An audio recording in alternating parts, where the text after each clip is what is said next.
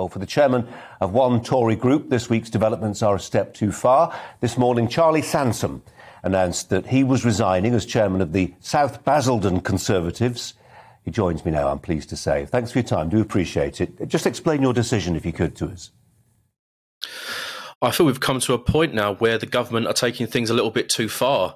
I mean, we've got vaccine passports which don't have any basis in science at all. And I find it quite tyrannical that the government want to push this through against all the evidence that they've got. Well, it does sound like there is a clamour building on the backbenches. Maybe not so much about vaccine passports. There's a lot of opposition to them, that's true.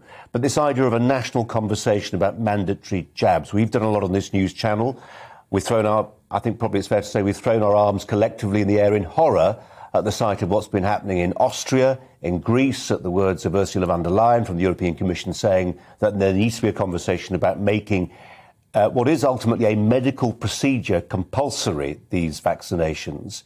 I don't know what, to the extent to which you have a promising political career, but you've clearly decided to make a big decision about your political prospects.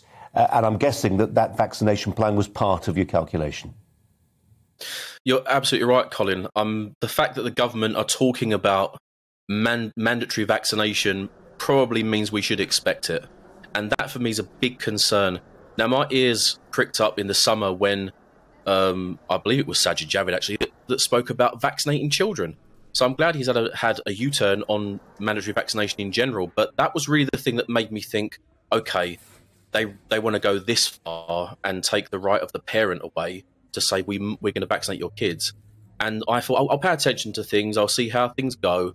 And the more and more things started coming around, I was talking to people in the party and they were saying, it's never going to happen, don't worry about it, you know, you're getting yourself worked up for no reason. I said, I guarantee it will. And then last night we see the Prime Minister talking about a conversation about mandatory vaccination. We all know, if you look around the world, this is coming.